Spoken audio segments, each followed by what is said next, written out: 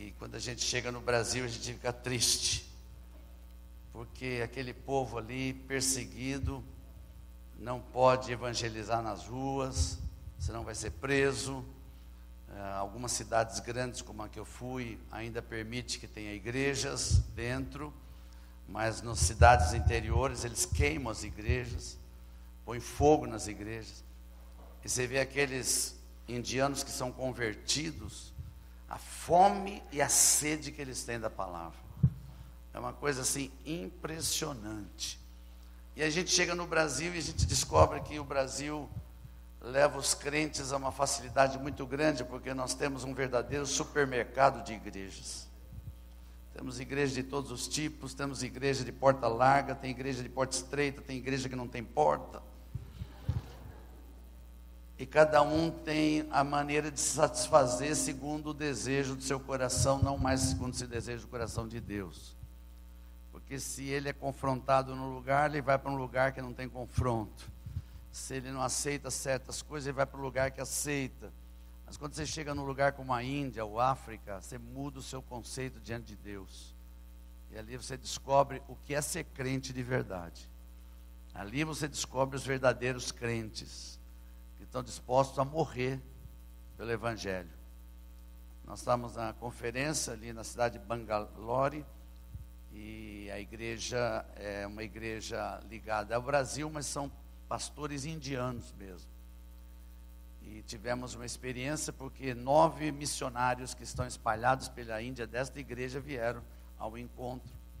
Alguns deles gastaram um dia inteiro andando a pé, parte de ônibus, parte de trem para chegar na conferência. E aí eles puderam apresentar o trabalho deles. Irmãos, eu confesso algo para vocês nessa noite, é o primeiro lugar que eu estou falando depois que eu cheguei da Índia. Depois que eu vi o trabalho dos 9 missionários, eu me senti um pó. Eu me senti um zero à esquerda.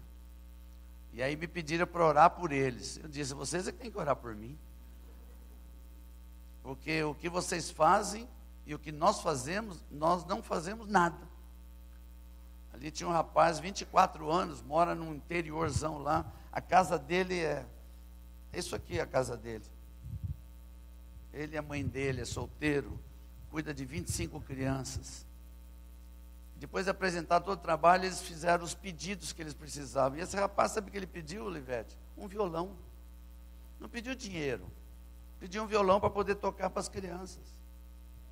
E foi tão interessante que cada um de nós lá foi dando algumas coisas. O Nailton foi o primeiro que falou do violão. Não, eu vou dar o violão e vamos dar o dinheiro. Foi ver o valor, R$200 o violão. Mudando na mão, é muito pouco o valor das coisas lá. Então você vê, um deles lá, a igreja já foi incendiada, destruída, mas eles puseram de pé de novo a igreja e continuam firmes, entende? E aí você vê a disposição, irmãos, é algo fora de série. E eu acho que o Brasil só vai mudar quando vier a perseguição para nós. A igreja brasileira só vai entrar nos eixos quando vier a perseguição, porque estamos muito abertos, muito abertos. A gente entra na internet e vê as igrejas, os pastores pregando, meu Deus do céu, algo que não tem nada a ver com o Evangelho de Jesus. Eles lá preocupados, não com dinheiro, eles não têm nada, mas não estão preocupados com dinheiro, não, estão preocupados em ter algo para evangelizar. E nós aqui, brasileiros, queremos algo para nós. Queremos ter nosso carro zero, queremos ter nossa casa, queremos ter dinheiro no banco, queremos isso e aquilo. E Deus não tem dado, eu posso afirmar para você, Deus não tem dado dinheiro aos brasileiros, à igreja em si, porque ela não está focada no que Deus quer. Mas hoje nós vamos falar sobre isso, aleluia. Então você me aguente, porque eu vim com o pique da Índia. Você não foi na Índia, mas a Índia veio aqui.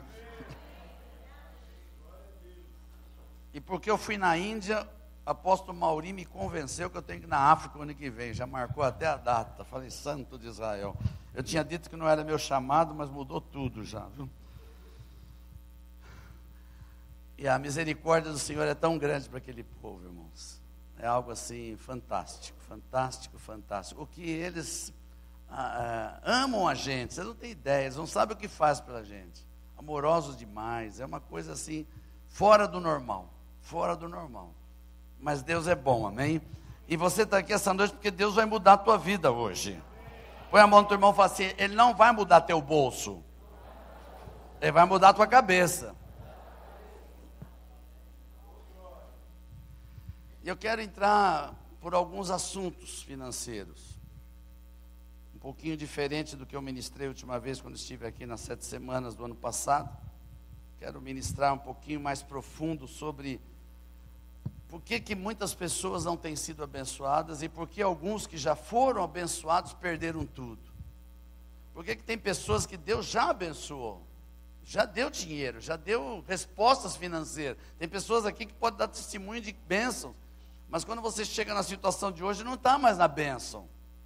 E aí você tem que descobrir por que as pessoas que são abençoadas não conseguem manter a bênção. E eu quero tratar disso essa noite, amém? Põe a mão no nome de alguém e fala assim: aguenta o pastor, meu. Fala, vem com a corda toda. Êxodo capítulo 12, o verso 12.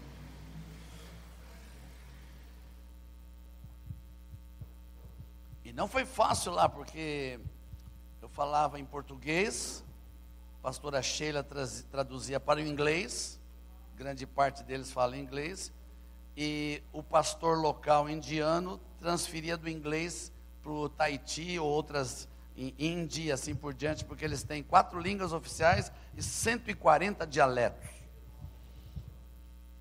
Então era uma tradução de você esperar a sua vez.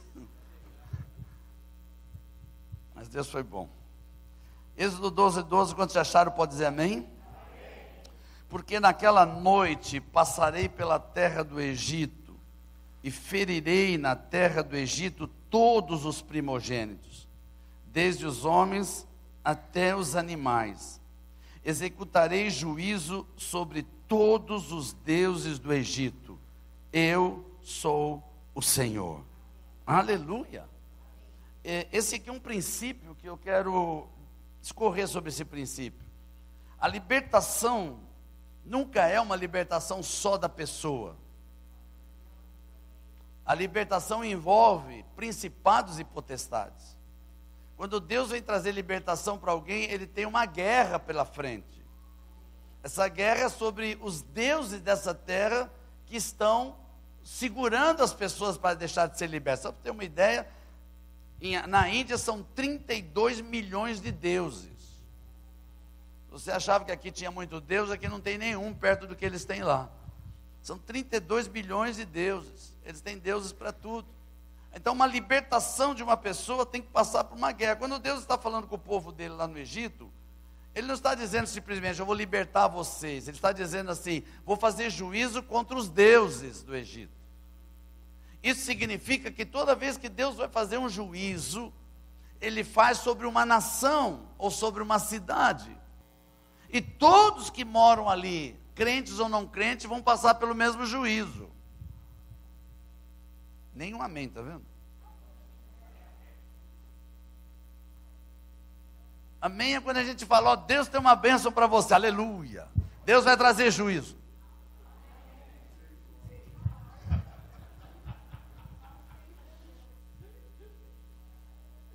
Presta bem atenção no texto que eu li. Se você leu comigo, você descobre que Deus disse assim: eu passarei pela terra do Egito. Ele não disse: eu vou entrar na casa do opressor. Aqui no Brasil não é diferente. A gente está orando, mas Deus não vai trazer juízo sobre o PT.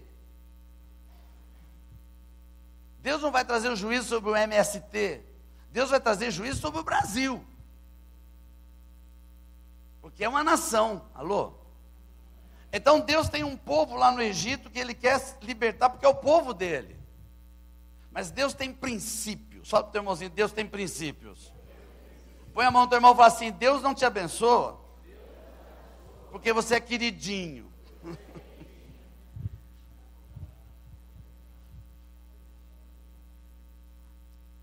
Você pode ter 2 filhos, mas se o pai tem princípio, ele vai abençoar se os filhos cumprem o princípio. Deus é Deus que é pai e vai cumprir princípios de filho. Então veja que coisa tremenda.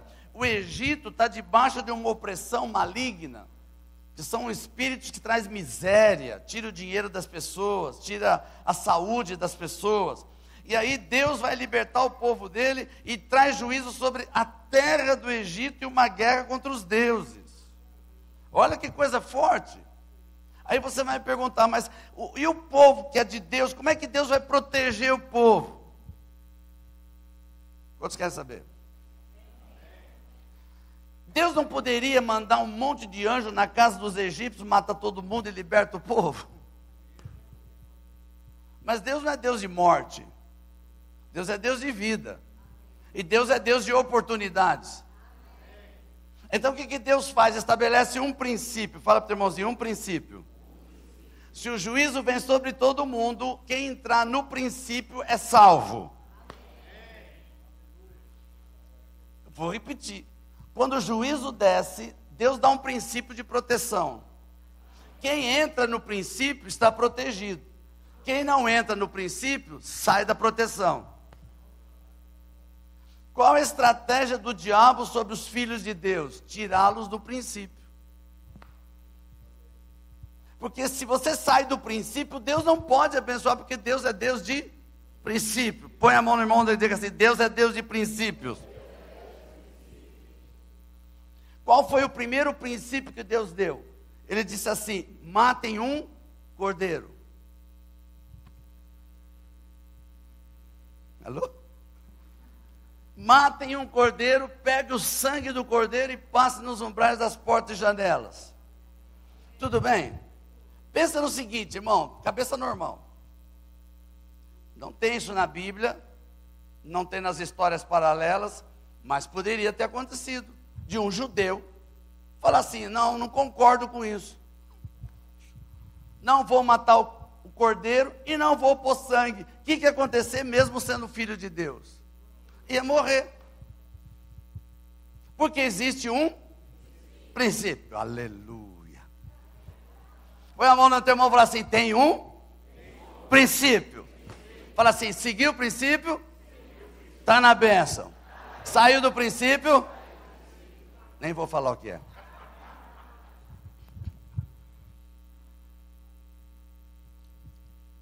Mas pensa bem, Deus quando faz libertação, Ele não faz parcial. Eu vou falar de novo, porque só foi aqui na frente que falou amém. Quando Deus vai libertar alguém, Ele não faz uma libertação parcial. A libertação de Deus, ela é total. Vamos pegar esse princípio aqui do povo judeu. Esse povo é escravo, 430 anos. Dá para imaginar, irmão? Não é uma escravidão morando numa favela. Não é isso. Porque nem casa eles tinham. Eles são prisioneiros num outro país. Imagina você ser prisioneiro e levado para outro país onde você não tem nada. E lá você é açoitado, lá você não tem comida, lá você não tem casa, lá os seus filhos são açoitados. Essa é a situação deles. E não foi um ano, foram 430 anos. O que significa isso? Geração após geração. Geração após geração. O que eles são então? São pobres demais, irmãos. Pobres demais. Não tem nada. E aí Deus vem libertá-los. Alô? Deus vai libertá-los. Para libertar tem que tirar de lá.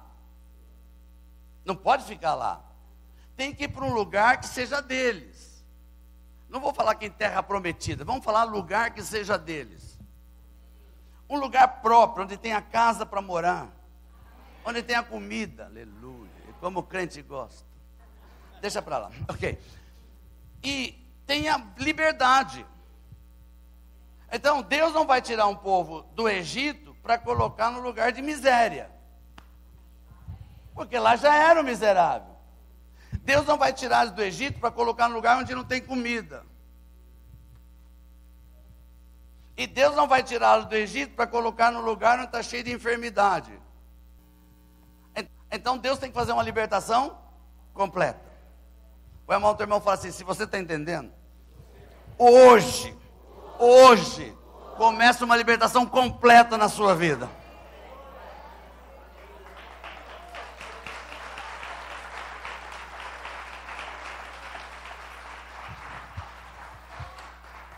Deixa eu caminhar em cima desse conceito. Deus é Deus de princípio. Sim ou não? Ok. Para libertar fisicamente, Deus não precisa que o povo faça nada.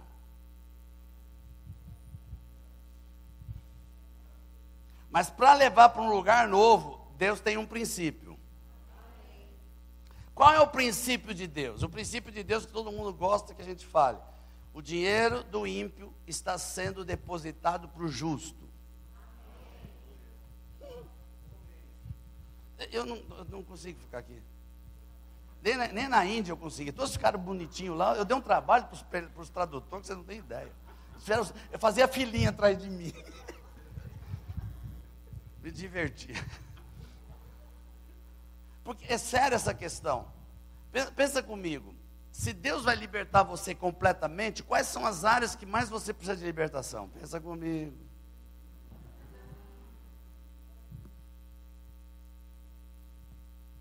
Deus não precisa 7 semanas de libertação para libertar alguém. Alô? Deus tem princípio. Deus vai mexer primeiro no dinheiro. Eu vou repetir. A libertação do povo não começou saindo do Egito. A libertação do povo começou com questões financeiras. Vocês estão me olhando esquisito, mas vou continuar. Depois que eu ministrei na Índia, qualquer coisa vale. Pensa comigo, vai sair de lá, vai para um lugar novo, onde tem inimigos, que vai ter que ser expulso.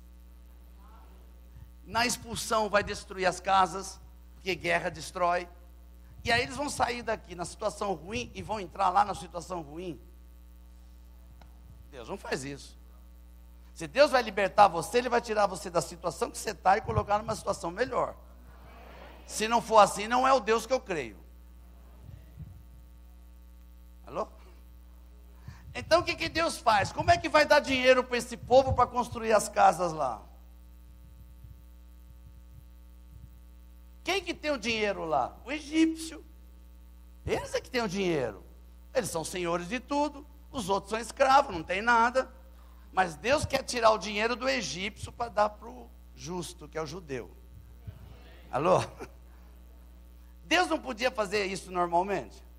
Não, mas na hora financeira Deus tem princípio. Qual é o princípio? Vocês vão entregar um cordeiro. Alô? Pensa comigo, os caras são escravos, não tem nada, e como é que vai conseguir o cordeiro? Sabe quanto custa um cordeiro da época para hoje? Quantos querem saber?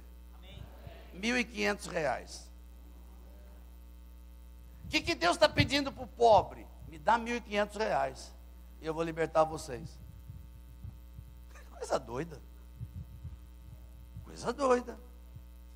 Mas pensa o seguinte, no momento que o judeu obedeceu, pegou o cordeiro, não sei de onde eles arrumaram, mas arrumaram. Porque eu sei de uma coisa, homem quando quer ser liberto, ele dá um jeito. Quando a pessoa quer ser liberta de verdade, ele acha um jeito. Olha o teu irmãozinho e fala assim, até para ofertar você vai dar um jeito hoje.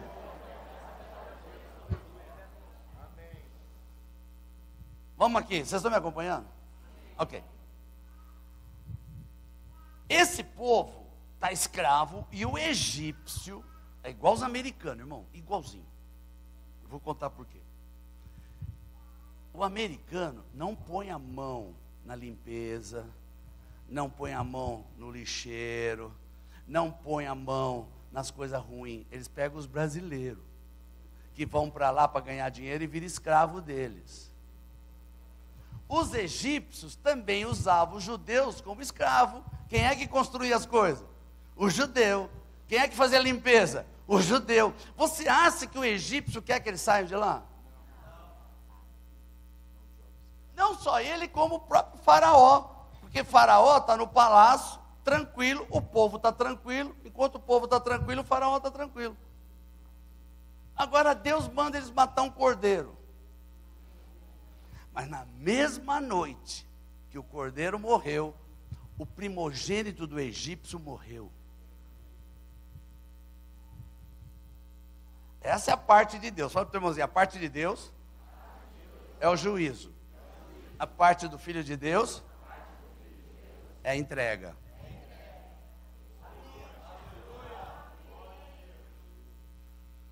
O judeu entrega o cordeiro e o juiz entra na casa do egípcio e mata o primogênito. O que acontece no dia seguinte, irmão? Pensa comigo.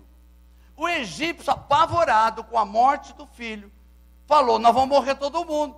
O egípcio chama o judeu e fala: agora a gente quer que vocês vão embora. Quando eles estão pensando assim: bom, você quer que a gente vá embora? Lógico. Então entrega o ouro e a prata. Simples. O que Deus fez? Tirou do ímpio e deu para o justo. Mas através de princípio. Hoje eu dou risada de mim. Ou de eu. Quando começou o mover no início. A gente aprendeu umas coisas no início que hoje a gente é uma abominação. Uma delas era isso aí: o que é do ímpio é do justo. Então a gente saía pela rua, achava um carro, é meu. Achava uma casa, é minha. Como se fosse uma coisa fácil. Como posse dessa terra. Bom, não é assim que funciona. Tem que ter um princípio. Para Deus tirar do ímpio e colocar para o justo, tem que ter um princípio. E o princípio é: Deus faz juízo e o justo entrega. Olha, o teu irmão fala assim: você está com uma cara que está entendendo. Quantos estão aqui? Agora pensa no judeu que era pobre, escravo, e agora está cheio de ouro. Alô? Tem gente que tem olhinhos assim, ó. Estão cheios de ouro e prata. Mas eles vão passar no deserto. Vão precisar de ouro e prata no deserto? Não. Onde que eles vão precisar de ouro e prata?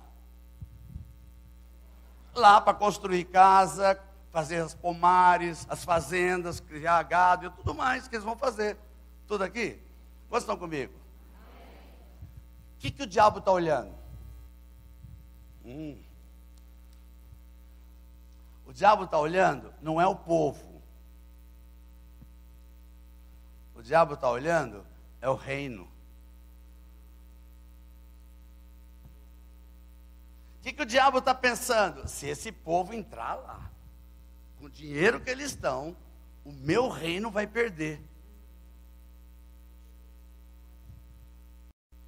Então qual é a estratégia do diabo? No caminho eu tenho que tirar o dinheiro deles. Alô? Como é que o diabo tirou o dinheiro deles? No momento que Deus chamou Moisés no Monte Sinai. Para tratar com o líder. Quem ficou no lugar do líder? O irmão. E eu descobri uma coisa: pode ser irmão, tio, parente, pai. O líder saiu, não pode mudar nada. Amém. Amém. Amém. Alô? Porque tem uma turminha, que eu já descobri, que não vê a hora do líder te dar um descanso, você: vou lá, eu vou mudar de para preto, vou pôr não sei o quê, vou mudar tudo aqui. O líder pagou um preço para chegar onde chegou, e vem outro na boa e quer mudar tudo.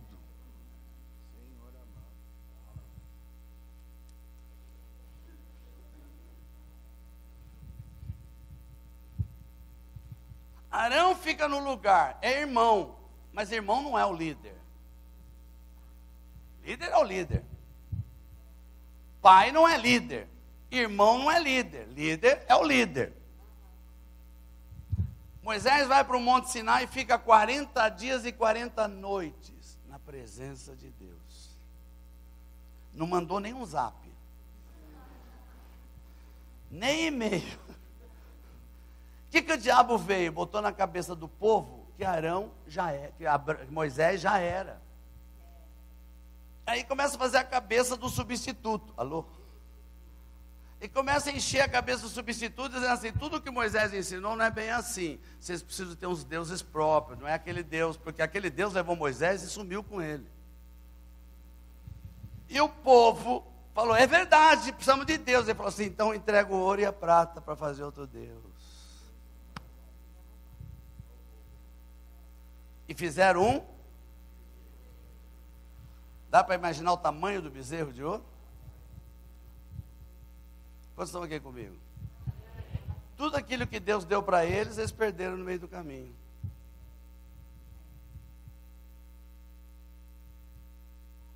Alô, você está aqui, irmão? Olha para o teu irmão e fala assim: tem gente que Deus dá uma bênção tremenda. Ele cumpre o princípio no início, mas depois ele vai pelo deserto, vai enfrentar as cobras, serpente, o sol quente, 40 dias, falta isso, falta... E aí começa a gastar o dinheiro em bezerro de ouro. E quando Deus está para dar a bênção final, eles não têm mais nada. O irmão do teu irmão fala assim: eu tenho uma impressão que a mensagem é por sua causa.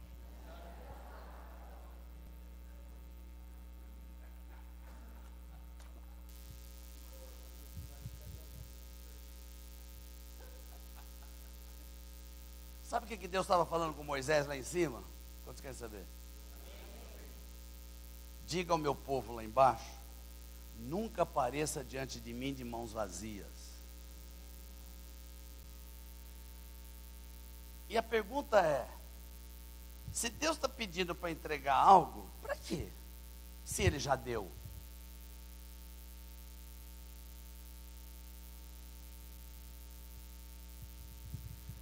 Porque quando você entrega algo para Deus, Deus tem autoridade e princípio para proteger o resto.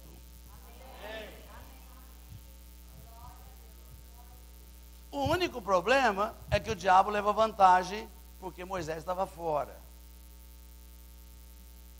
Porque se desse tempo de Moisés descer, falar com o povo, Deus falou: não vá de mão vazia, nós vamos entregar algo, Deus já tinha segurado tudo, eles não iam perder nada, mas não deu tempo, o diabo entrou antes. Põe a mão do teu irmão e fala assim: é tempo de urgência, Deus está abençoando, mas o diabo está trabalhando, e ele quer tirar o teu dinheiro. Põe a mão do teu irmão e fala assim: não é porque você é queridinho, mas é aquele que é filho de Deus, de verdade, quando ele recebe dinheiro, não é para ele, é para o reino.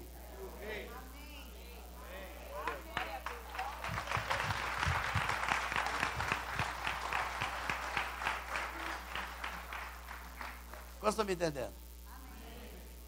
Pensa comigo, o tempo todo Deus tratou a questão financeira do povo, o tempo todo. E faz parte das finanças saúde. Deus disse: não colocarei sobre vocês as doenças e enfermidades que estavam lá no Egito.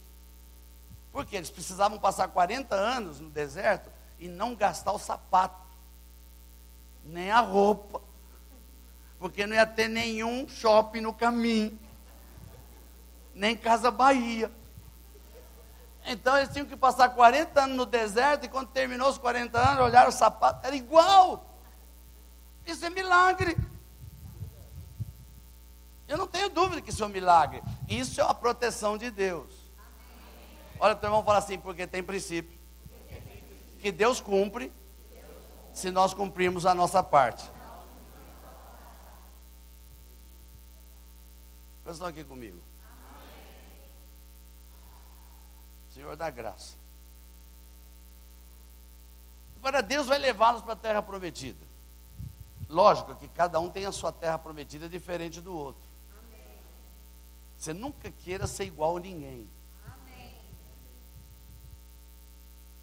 Por exemplo, eu não gostaria de levar para uma terra prometida que tivesse mel e leite só.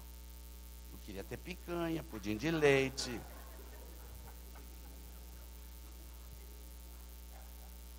Mas para aquele povo, que comia palha, mel e leite, era picanha, era filé mignon. Então Deus dá na medida que você precisa.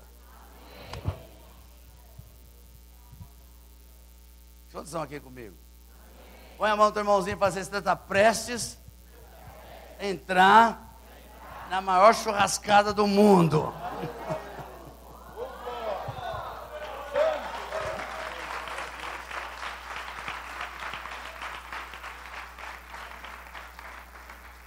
Deixa eu falar do princípio do cordeiro. Quantos querem saber? Jesus é o cordeiro de Deus. Sim ou não? Jesus é a palavra?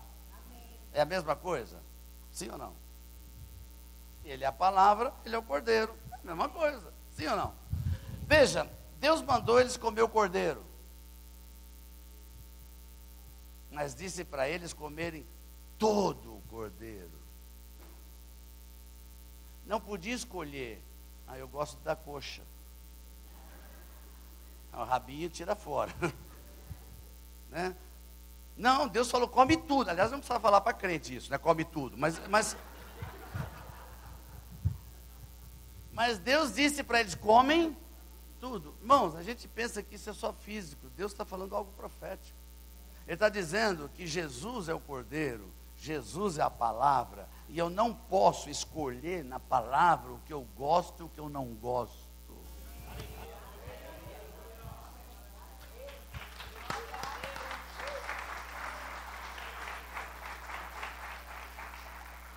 Tem que comer tudo. Então eu tenho que pegar todos os princípios da palavra e buscá-los para saber o que eu tenho que fazer. Ainda tem lá um pouquinho. Segura aí que eu já vou já aí. Aqui tem uma advogada. Tem mais alguém advogado aqui? Estudando? Mais um. Não é pecado, não, irmão. Eu gosto do seguinte. Existem leis maiores e leis menores. Sim ou não? E onde vocês acham que eles tiraram isso? Da Bíblia. É o que muita gente não entendeu, que a Bíblia é uma Bíblia de leis. Toda ela. Não tem esse negócio, o Velho Testamento é lei, o Novo Testamento é graça. A graça é mais pesada que a lei. Eu vou transformar isso em princípios. Então eu tenho um princípio maior e tenho um princípio menor. O que eu tenho que descobrir na Bíblia toda? Quais são os princípios maiores, quais são os princípios menores. Eu não posso cumprir um princípio menor e não cumprir o maior. E também não posso fazer um princípio menor inconstitucional. Algo que seja contra a lei maior de Deus. Vocês estão comigo? Então, uma das maiores leis de Deus são os mandamentos. E um dos mandamentos é molhado, os outros são secos. Eu vou repetir. Esse povo me olha esquisito. Deixa pra lá. Ok. Não tem corintiano aqui não, né? Não, vou ser liberto hoje aqui também. Ô, glória!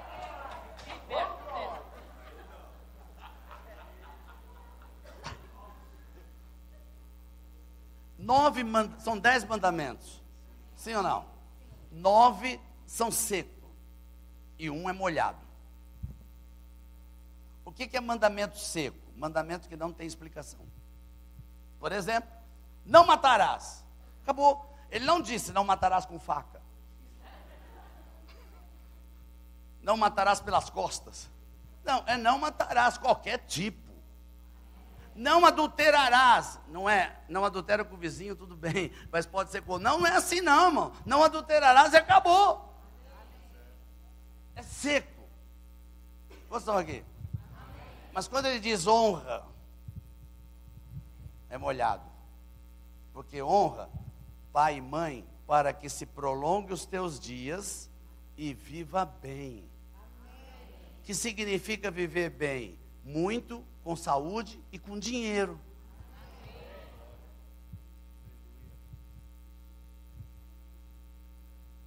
Põe a mão no nome de alguém para dizer, se você está entendendo. A honra é a maior moeda da prosperidade. Porque é mandamento. Estou aqui comigo. Veja, você fala assim, pastor, mas eu sou dizimista, eu sou ofertante. Eu já cansei de perguntar, não vou perguntar aqui porque eu já sei. Já perguntei em tanto lugar, não vou perguntar aqui. Quantas pessoas são dizimistas, ofertantes e têm problema financeiro? Não responde. Tem gente doida para levantar a mão. O que acontece? Pessoas que ofertam dizimo e continuam com problema financeiro. Porque eu descobri algo dentro da legislação. Eu não sou advogado, mas entendo um pouquinho. A lei maior é uma coisa, a lei menor é outra coisa. Se eu cumpro a lei menor, mas não cumpro a lei maior, a lei menor não vale.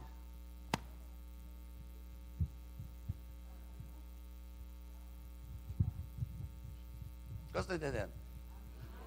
Se eu falar alguma coisa errada, você me corrige, por favor. Eu sou economista, mas não sou advogado. Mas eu estudei direito também. Fui obrigado. Veja, se a lei maior de Deus é honra, porque é mandamento, não adianta eu dizimar e não honrar.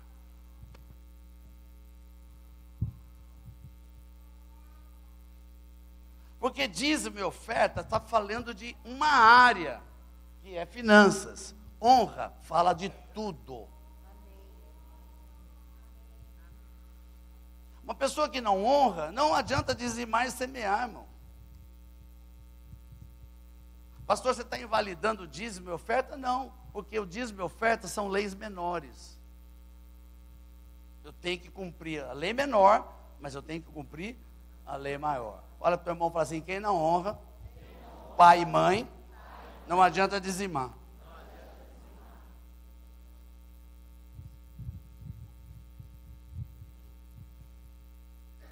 Eu entrei numa área esquisita, porque o que tem de gente fazendo assim, as pessoas se denunciam facilmente.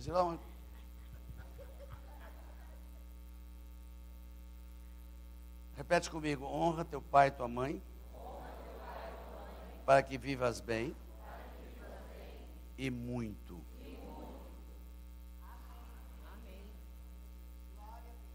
Advogada, me diz uma coisa, se a lei diz positivo, o negativo vale? O contrário, vale? Então eu posso dizer que uma pessoa que não honra pai e mãe vai morrer cedo e doente?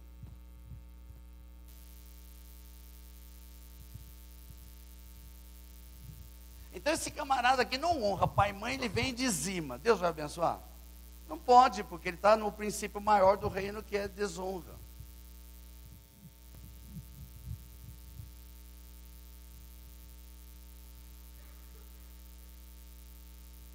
Vou repetir.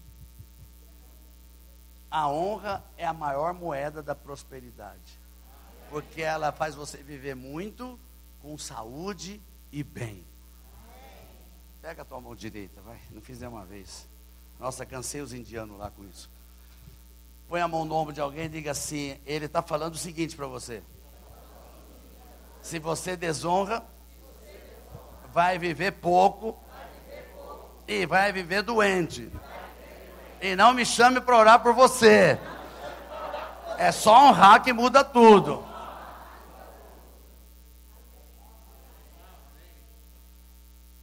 Agora essa palavra pai e mãe do mandamento, nós temos que entender como que a Bíblia ampliou isso, já que tem que comer todo o cordeiro. Quando eu chego no momento do Novo Testamento e pego todo o ambiente, eu descubro que pai e mãe têm toda uma amplitude maior do que só biológica. Coisa que tem pais vivos ainda. Ok. E mãe viva. Ok, vocês estão com maus lençóis hoje comigo. Quantos aqui já são casados? E quantos têm sogro e sogra? Vocês estão em mau lençol comigo hoje.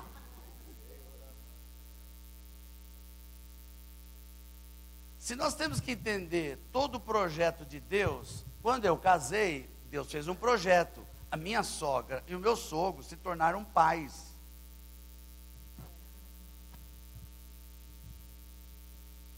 Então a questão não é honrar pai e mãe biológico, eu tenho que honrar pai e mãe biológico, honrar sogro e sogra, porque eles não são sogro e sogra, eles são pais. Pouco amém, eu sei. Quando mexe em sogro e sogra, só Jesus para dar graça. Alô? E os judeus lá no Egito, quando Deus foi libertar, eles vão falar, deixa sogra e sogro aqui. Não, tem que ir todo mundo. Tanto é que os americanos não chamam de sogro e sogra. Eles chamam de pai na lei e mãe na lei. Nos outros países também é assim. Só o Brasil que inventou esse negócio de sogro e sogra. Eu acho que isso é coisa do diabo. Que é para as pessoas desonrar sogro e sogra. Mas quando é pai, é diferente. A mãe é diferente. Sabe, um dia Deus falou assim comigo, assim, né? Olhando para a Cleide.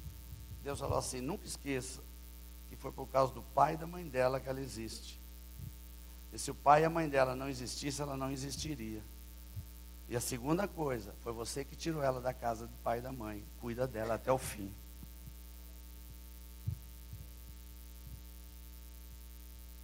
Alô? Põe a mão do teu irmão e fala assim, você veio porque quis hoje, irmão.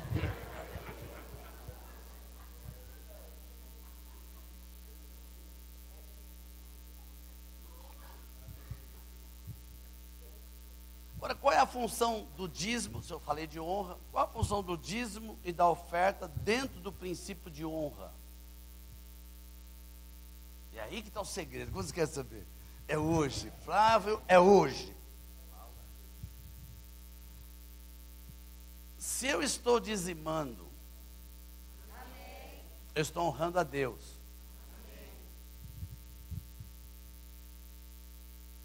Então eu estou honrando. Sim ou não?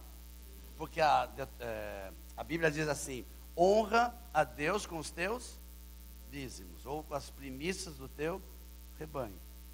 Honra. Então não tem maneira de honrar com a boca. Você sabe que tem uns fariseus? Eu não estou falando aqui, estou falando lá no passado, os fariseus. Os fariseus tentaram Jesus com esse negócio de honra. Sabe o que Jesus falou para eles? Esse povo me honra com os lábios, mas o coração deles está longe. E aí eu vou na Bíblia e descubro que onde está o teu tesouro, aí está o teu coração. Se Jesus está dizendo, vocês não me honram com o coração, vocês não me honram com o seu tesouro. Não tem outra maneira de honrar se não for com dinheiro. Por exemplo, isso é hoje, hein? Você precisa resolver o problema de estética aqui, senhor. Tem que ter porta atrás. Por favor.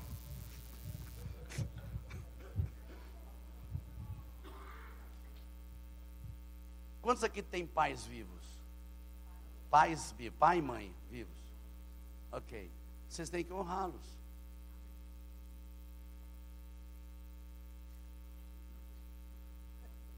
E eu vou dizer que tem muita gente aqui que não honra, diz que honra, mas não honra. Você sabe como é que você quer honrar? Ofertando. Porque quando fala oferta, todo mundo pensa na igreja. Irmão, a oferta na igreja é uma coisa, a oferta para o pai e a mãe é outra coisa, é honra. Não adianta você chegar para o teu pai e tua mãe, eu te amo, mas não dá um tostão para eles.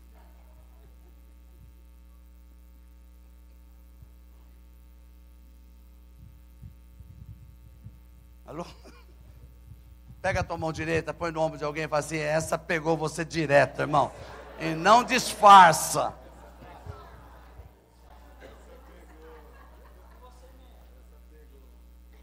E não adianta querer honrar o sogro e a sogra, se não dá oferta para eles.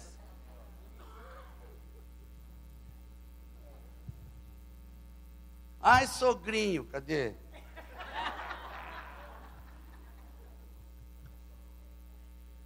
Não tem outra maneira de honrar.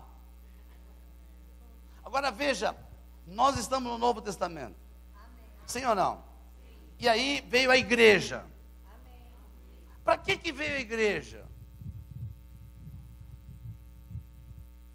para a gente saber como é que vai ser no céu.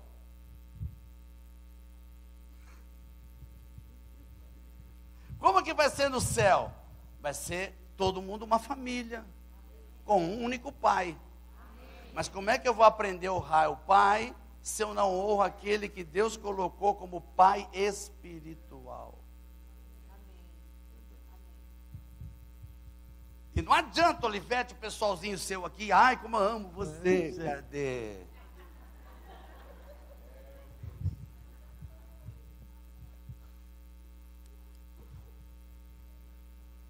Então, quando eu dizimo, Deus faz algo. Quantos querem saber o que Deus faz? Quantos já assistiram futebol? Não do Corinthians, que é porcaria.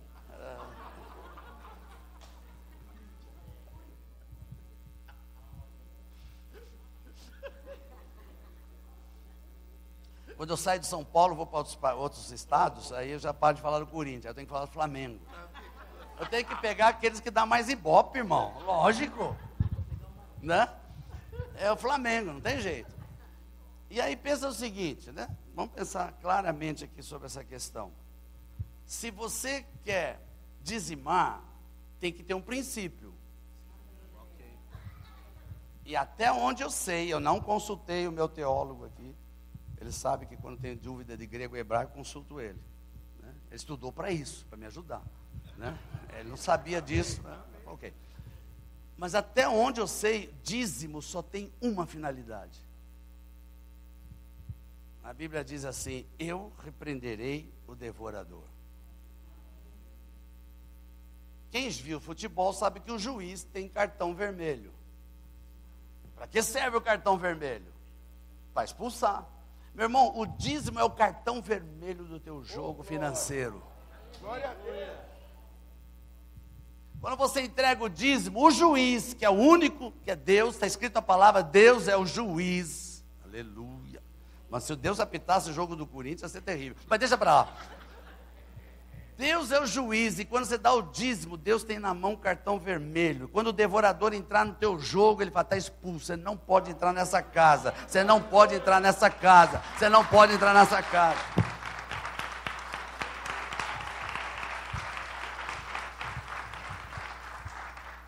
Você está aqui, meu irmão? Amém.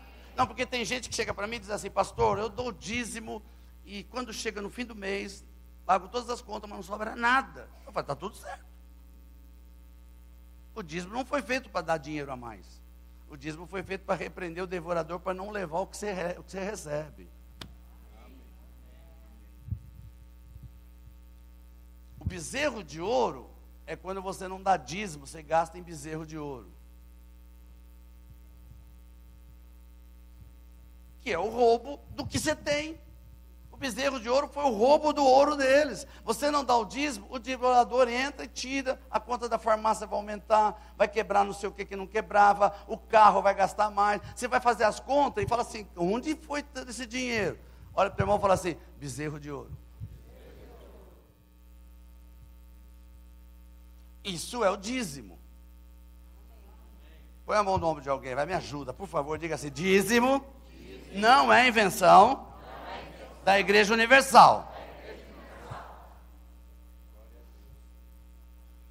Flávio, eu descobri uma coisa: quando o camarada não quer dar dízimo, ele arruma cada desculpa. Não, isso aí é coisa de homem, isso é da lei. Cada hora inventa uma coisa, irmãos, porque as pessoas não querem dar.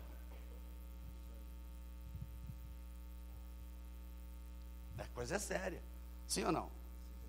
Deixa eu te dar o texto, já que estou falando de dízimo, deixa eu completar o assunto. Malaquias capítulo 3, não é o 8, é o 6. Porque todo mundo, quando pega Malaquias, já vai direto para o 8. Roubará, né? E chama todo mundo de ladrão. Malaquias capítulo 3, verso 6. O segredo do dízimo está em Malaquias capítulo 3, verso 6. Quero te dar esse entendimento hoje. Quantos querem receber? Estou animado, irmão.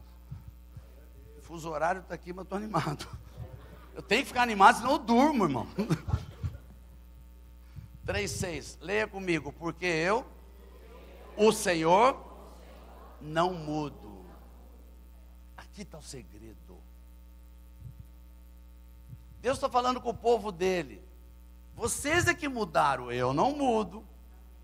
Por que vocês estão desgraçados desse jeito, financeiramente? Por que vocês estão com problema financeiro? Porque vocês mudaram, eu não mudei. Eu sou o mesmo Deus que abençoa ontem, hoje e eternamente. Eu sou o dono do ouro e da prata, sou eu que tenho. Eu não mudei. Vocês é que mudaram. Veja o 7 agora. Desde os dias dos vossos pais vos desviastes. Ou seja, eu dei mandamentos desde o princípio e vocês não obedeceram. Então o problema não está comigo. Oh, meu irmão, presta atenção. Deus está dizendo, o problema financeiro não está comigo. Porque eu não mudo. Eu continuo sendo dono do ouro e da prata. Amém. Onde está o problema? Vamos continuar. Tornai-vos para mim e eu me tornarei para aqui. O que Deus está dizendo? Está dizendo o seguinte: se vocês se desviaram, vocês foram embora. Por que vocês foram embora? Porque se vocês estivessem comigo, jamais passariam problemas. Se Deus está dizendo, eu não mudo, é vocês que foram embora. E aí os engraçadinhos perguntam para Deus, mas em que a gente tem que voltar?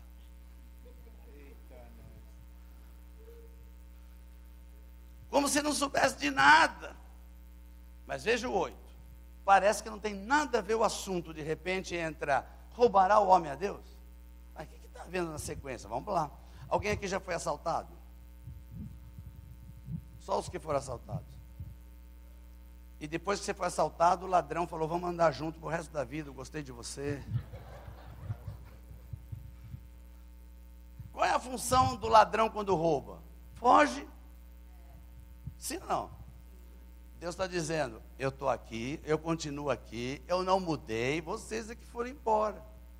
Aí eles perguntam, mas por que a gente foi embora? Porque vocês me roubaram. Porque ladrão quando rouba, foge. O irmão do irmão fala assim, se você não entendeu, ele vai explicar melhor. Quando você não dá o dízimo, você foge de Deus.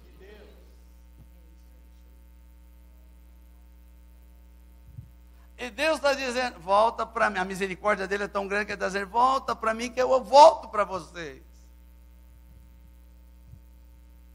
Quantos estão aqui comigo? Põe a mão do teu irmão e fala assim, você está com uma cara de que pessoa que não dá dízimo, não sei porquê.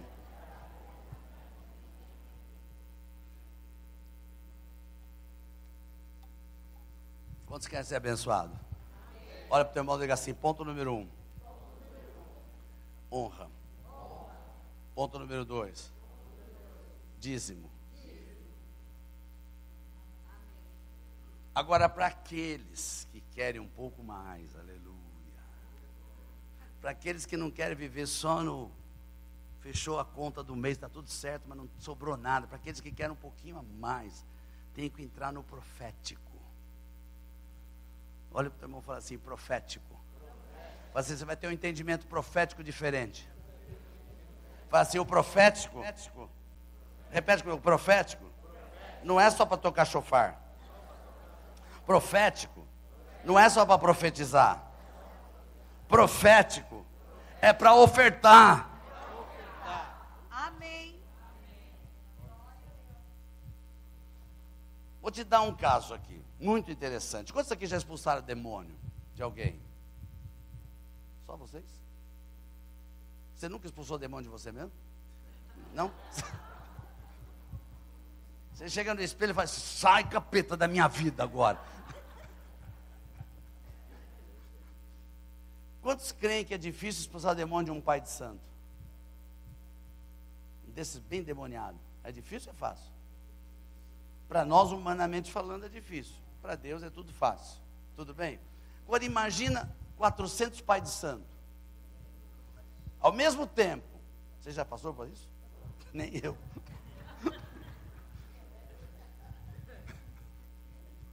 Quem vai enfrentar os 400 pais de santo no Monte Carmelo? Quem vai enfrentar? Profeta. Elias, o profeta, vai enfrentar os 400 pais de santo. E não tinha intercessor.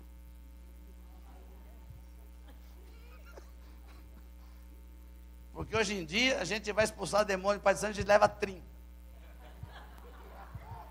Demônio forte só de ver os 30. Mas imagina Elias subindo no Monte Carmelo e os pais de santo esperando ele. O que os pais de santo pensaram? 400 contra 1, vai ser moleza. E Elias, por ser profeta, sabia que se ele tivesse lá certinho, Deus ia abençoá-lo. Porque eu acho que ele não meteria o pescoço para enfrentar 400 pais de santo se ele não tivesse certeza que ia ter vitória. Porque naquela época, Jesus, graças a Deus mudou isso. Naquela época, quem perdia uma batalha espiritual morria fisicamente. Então Elias sabia que se ele perdesse lá, acabou o profético. Os pais de santo, ele fala assim, vocês são muitos, começa antes. A Bíblia diz que eles começaram às 6 horas da manhã, e até o meio-dia, não aconteceu nada. Quantas horas? Não, fala para você, quantas horas? 6. Olha para o teu irmão e fala assim, tem gente que não aguenta ficar 1 hora ouvindo a palavra de Deus. Isso porque não é indiano. 6 horas, e Elias ali assim, ó. Eu fico até imaginando, profeta, barbudo que nem você assim, só assim. E eles lá, vai Baal, vai Baal, vai Baal, vai Baal. Né? Quando chegou meio-dia, o Elias aparece e diz assim, o negócio é o seguinte, gente, grita mais alto que eu acho que ele está dormindo. O cara era gozador, pega na Bíblia, irmão. Você lembra que eu perguntei para você? O que era a tradução do original, quando eu disse que está viajando? Você falou assim, originalmente o Elias disse assim, grita mais alto que ele está no banheiro. Olha o gozador que era Elias.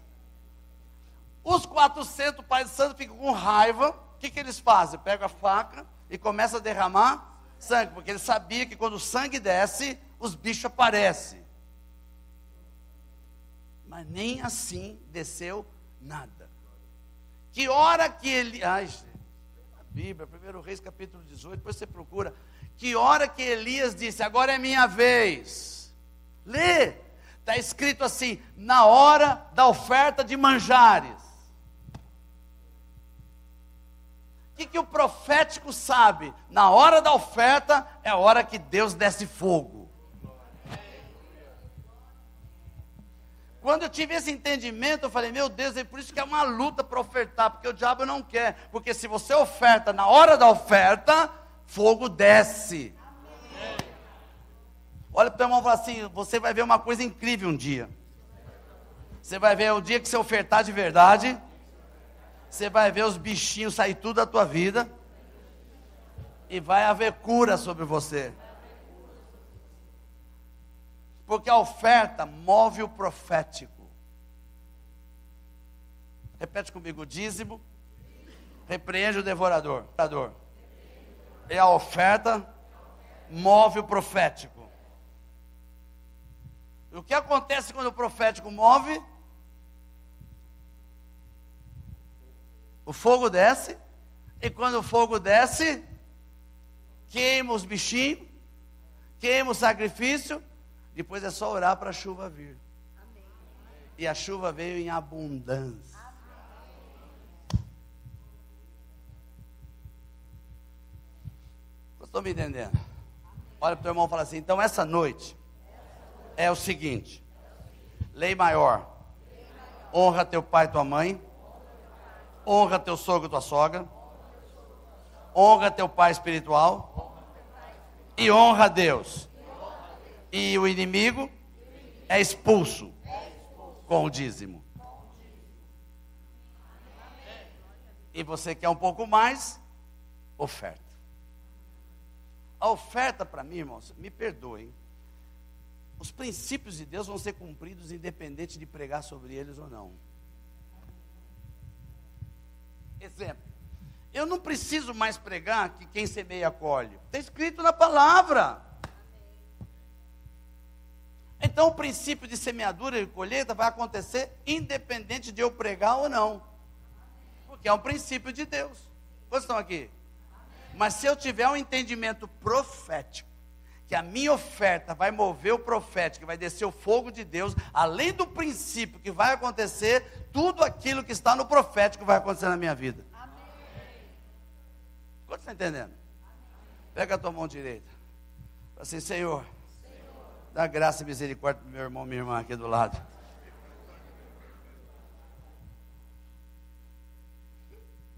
Eu tenho um exemplo claro na minha casa, eu gosto de dar esse testemunho. Não sei se eu já dei aqui. Se eu dei paciência, foi ano passado. A minha sogra, eu gosto de dar o testemunho dela. A minha sogra viveu 100 anos e 10 meses. Não morreu de nenhuma enfermidade. E lia sem óculos.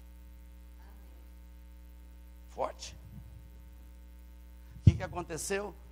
Ela honrava todos que estão na palavra. Começou honrando sogro e sogra antes de casar. Teve que até adiar o casamento diversas vezes para poder ajudar o sogro e a sogra, porque se casasse não podia ajudá-los. Adiou o casamento diversas vezes.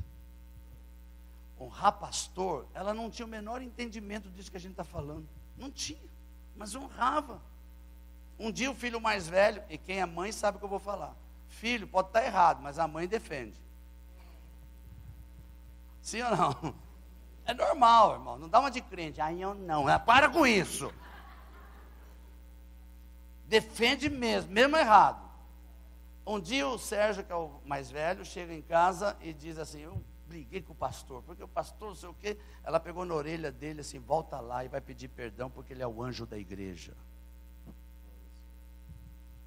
Alô? Sabe como é que ela honrava a Deus? Primeiro, todo filho que fazia aniversário, ela pegava um dinheiro, punha no envelope e falava, vai lá na oferta, agradecer a Deus, porque deu mais um ano para você. E segunda coisa, nunca deixou filho nenhum dar nota velha. Porque está honrando a Deus, tem que dar a melhor nota. Alô? Olha para o teu irmão e fala assim, quer viver muito? Quer viver com saúde? Honra. Eu quero desafiar vocês a fazer algo profético. Quantos querem? Não, só os que querem. Mas você não sabe o que eu vou falar? Como é que você fala amém? É essa semana, fala para o teu irmãozinho, essa semana. Fazer, não é a próxima. É essa semana. Você vai pegar um envelope. Vai colocar um dinheirinho lá. Aqueles que têm pai vivo vão entregar na mão deles. E vão dizer, estou te honrando de verdade. Quantos querem continuar? Amém? Então essa semana mais um envelope. Nesse outro envelope vocês vão pôr um dinheirinho. Para quem é casado vai entregar para o sogro e para a sogra. E vai dizer, vim honrar vocês. Alô? Quantos estão dizendo amém? Tem mais um envelope. Esse próximo envelope vocês vão pôr um dinheirinho e vão honrar teu pai espiritual.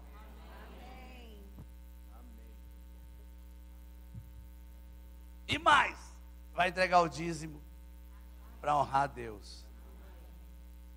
Pastor, como é que eu vou gerenciar tudo isso? Vou ter dinheiro para tudo? Ofertando.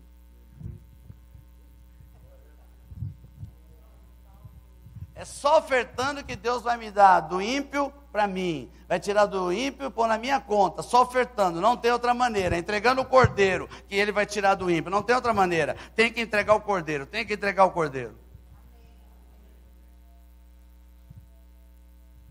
Olha para o teu irmão e fala assim, eu nunca vi você com essa cara, mas Deus vai dar graça. Essa aqui é meu. Você recebe essa palavra?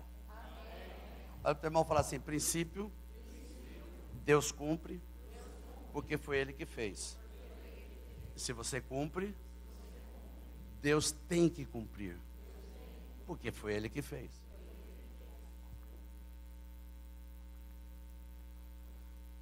Posso terminar? Posso? Aqui já o fuso está aumentando aqui. E amanhã começa a aula em Campinas. Só Jesus para dar graça. O que eu ia falar mesmo?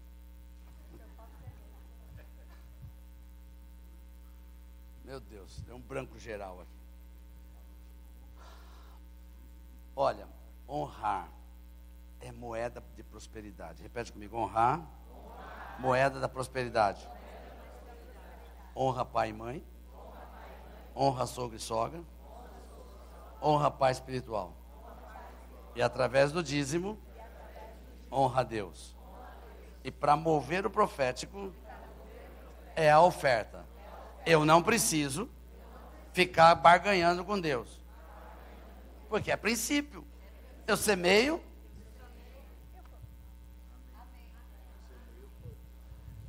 Vou ensinar duas coisinhas. Quantos querem saber? Quando você cumpre esses princípios que eu acabei de falar, você não precisa jejuar para ser próspero. Eu vou repetir. O teu jejum não muda nada as finanças.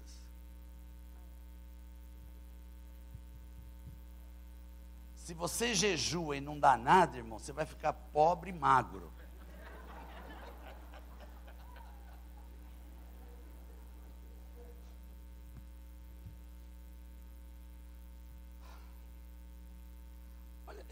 Eu fico maravilhado com princípios bíblicos, é tão simples os princípios, se a gente seguisse ao pé da letra, não precisava discutir mais nada, não precisava ensinar, ficar todo domingo, seria uma coisa normal, porque é princípio.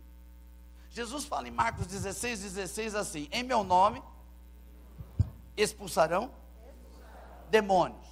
Então, para expulsar demônios eu não preciso jejuar. Alô? A não ser que eu vou enfrentar uma casta, como Elias enfrentou, que lá diz assim, esse aqui só sai com jejum e oração. Não é chegar lá para o demônio e falar, sai em nome de jejum. Não, não é isso. Alô? Então, ele não diz assim, jejua e em meu nome expulsa demônio. Ele não falou isso. Ele diz, em meu nome expulsarão demônios. Segundo, em meu nome porão a mão sobre os enfermos, eles serão curados. Ele não disse assim, se você não ofertar, você não vai pôr a mão em ninguém. Não está escrito isso, irmão. Então, o que significa? Que a oferta, o dízimo, não tem nada a ver com expulsar demônio, nem com orar por enfermos. Amém. E mais, em meu nome falarão novas línguas. Por que eu estou falando isso, irmão? Porque eu já vi muitas igrejas que querem tirar o dinheiro do povo. E que faz barganhada seguinte, você quer ser abençoado, quer ser curado? Vem trazer oferta. Você está todo embaralhado aí com os demônios? Vem trazer oferta. Irmão, isso não está na Bíblia. A oferta não é para isso. Jesus disse, em meu nome você expulsa demônio, em meu nome você põe a mão sobre os enfermos e serão curados. Então o que eu preciso para expulsar demônio? O que eu preciso para curar alguém? Ter a autoridade do nome de Jesus, eu tenho que estar ligadinho com Ele. Para falar novas línguas também. Mas ele não disse, em meu nome prosperareis. Olha o silêncio, viu? Quando fala algo assim, dá uma desviada rápida. Não adianta, irmão, você pode esperar. Ai, pastor, você tem uma unção de prosperidade, põe a mão na minha cabeça, irmão. Não vai adiantar nada. Eu posso passar a noite aqui orando por você. Seja próspero, seja próspero, seja próspero. Não vai adiantar nada, irmão, porque prosperidade é outro princípio.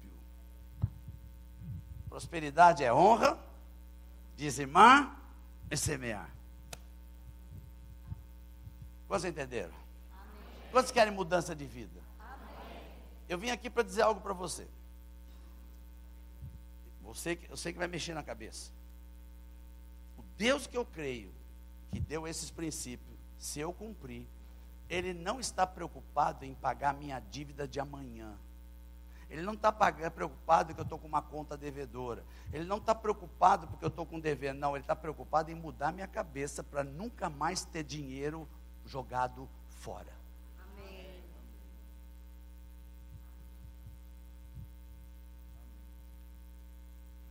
Porque tem gente que só oferta e dizima porque Deus vai me dar para pagar amanhã. E daí? Paga amanhã e depois.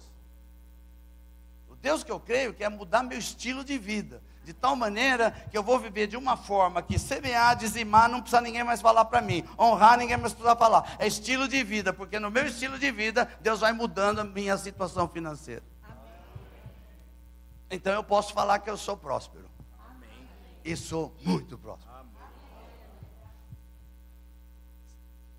Tem gente que fala, pastor, você foi na Índia? Fui na Índia, paguei a minha passagem de avião, a da Cleide de avião, o hotel, a comida, e ainda semeamos para os homens lá. Amém. Glória. Francisco, a nossa semente lá, conseguimos comprar 3 violões, um teclado, tamborim, cadeira, tapete, tudo.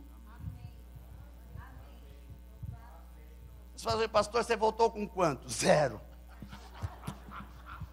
E aí? Não estou preocupado, o Deus que eu creio que vai me sustentar, porque eu honrei, fiz a parte dele. Amém. Não estou preocupado com as minhas dívidas. Aliás, não tenho dívida. A minha dívida já foi paga.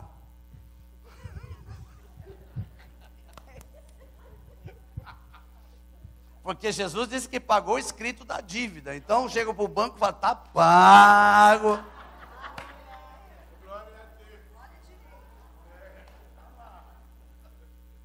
Por quê?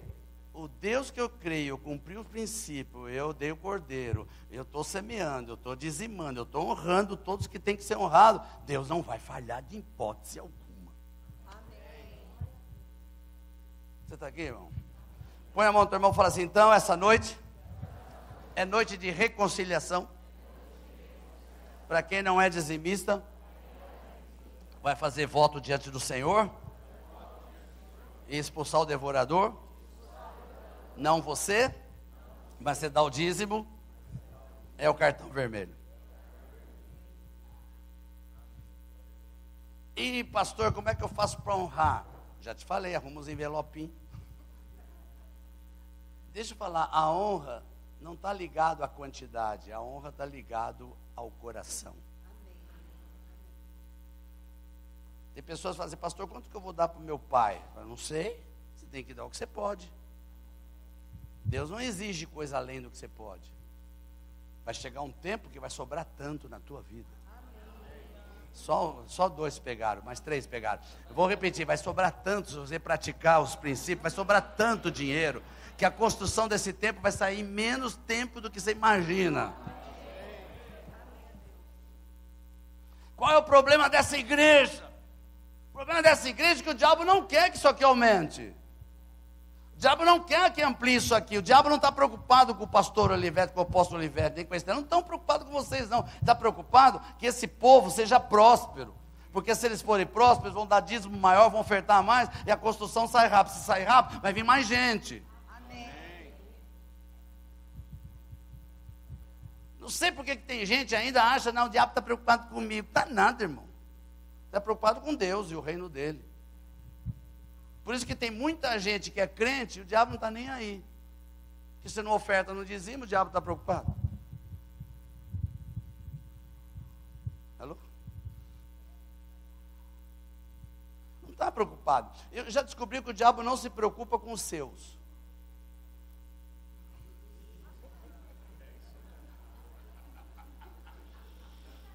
Acho que eu fui fundo demais hoje. Em Atos capítulo 19, 7 judeus, eram 7 ou 6? Acho que era 7. 7 filhos de Seva foram expulsar um demônio. Tudo bem?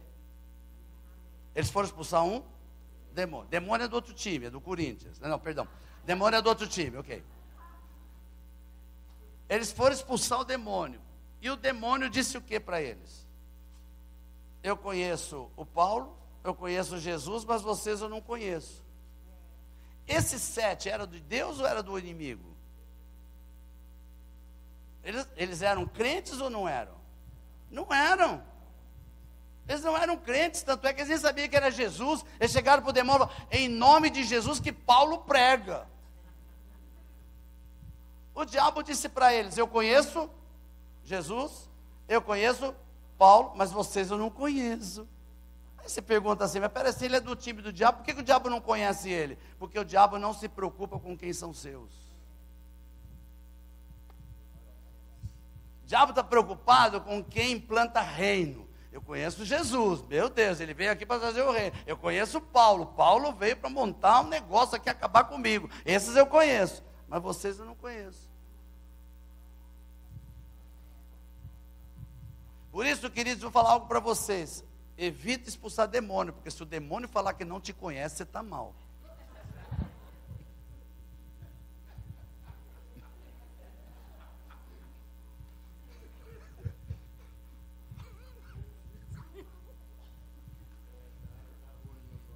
Primeira vez que eu fui à Inglaterra, na época minha filha estava lá, nunca esqueci, entrei numa igreja inglesa lá, vamos conhecer o culto. O demônio olhou para trás, você está aqui. Eu falei em português comigo. E eu falei em português com ele. Porque eles conhecem toda a língua. Eu estava no Japão, no metrô Japão, o moço encostou em mim e caiu endemoniado. Graças a Deus, porque o diabo sabe quem eu sou. Porque o dia que ele fala assim, não te conheço, aí está mal a coisa. Ah, santo de Israel, estou no time dele. Quantos estão aqui? Olha, o teu irmão fala assim, espero que você, a partir de hoje, seja alguém conhecido no inferno. E aí Deus vai prosperar você, porque você é conhecido no inferno, então Deus vai pegar você e vai assim, nós vamos acabar com o inferno, eu vou te dar dinheiro, vou te dar saúde, você vai mostrar para os ia falar os corintianos, não é corintiano, para o reino das trevas, quem é meu filho de verdade. Fique em pé no seu lugar.